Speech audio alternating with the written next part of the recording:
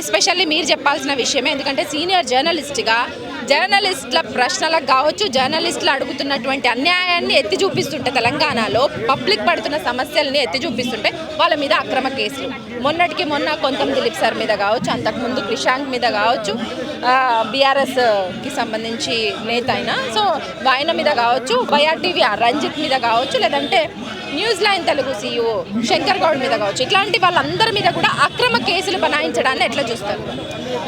ఖచ్చితంగా ఇది కాంగ్రెస్ మార్కు ప్రజాస్వామ్యం.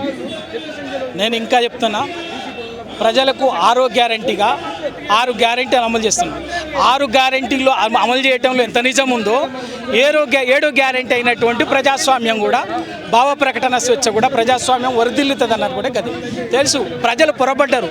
కాంగ్రెస్ వస్తే ఇందిరమ్మ రాజ్యం అంటే ఓ గొప్పగా ఏదో సంక్షేమం మంచి ఉంటుంది అనుకున్నారు. కానీ ప్రజలకు అర్థం కాదు ఏంటంటే ఇందిరమ్మ రాజ్యం అంటే కనిపించినటువంటి నిరంకుశత్వము, ఎమర్జెన్సీని తీసుకొచ్చి ప్రశ్నించేటటువంటి వాళ్ళని, పాలకుల తప్పిదాన్ని ఎండగట్టేటటువంటి వాళ్ళని జైల్లో దోల్చడము, బెదిరించడము, చంపడము అని చెప్పేసి ఎమర్జెన్సీ రోజుల్లో చూపించినటువంటిది మళ్ళీ ఒక్కసారి 50 ఏళ్ల తర్వాత కాంగ్రెస్ పార్టీ అనుభవంలోకి తెలంగాణలో తెచ్చింది.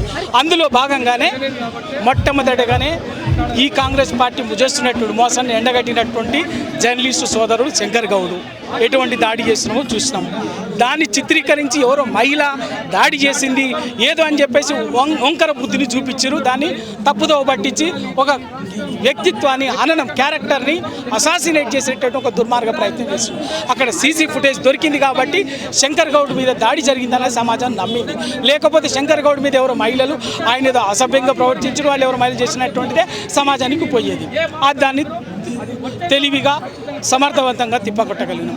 ఆ తర్వాత 2 లక్షల రుణమాఫీ మేము చేసినాము అని చెప్పేసి బుకాయిస్తుంటే ఆయన సొంత గ్రామం కొండారెడ్డిపల్లిలో జర్నలిస్టులు విజయారెడ్డి, సరితా యాదవ్ ఇద్దరు పోయి అక్కడ ప్రజలతోటి అక్కడ ఊర్లో అభిప్రాయ సేకరణ చేస్తుంటే వాళ్ళ మీద భౌతికంగా దాడి చేసి ఊరి నుంచి ఎంత అమానుషంగా మహిళలు అనకుండా కూడా, మహిళలను కూడా చూడకుండా ఎంత దౌర్జన్యం చేసిందో చూసినాం. అది తర్వాత కొనతం దిలీప్ కావచ్చు, రంజిత్ రెడ్డి, జర్నలిస్ట్ రంజిత్ రెడ్డి, క్రిషాంక్, ఇంకా ఎంతో మంది మీద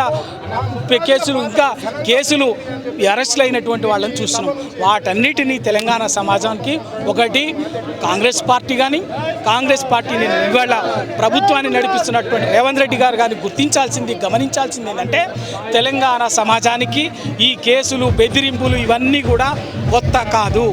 ఎన్నో చీకటి రోజులని, ఎన్నో కాలరాత్రులని చూసి వాటన్నిటిని తట్టుకొని నిటారుగా నిలబడినటువంటిది తెలంగాణ సమాజం ముందు.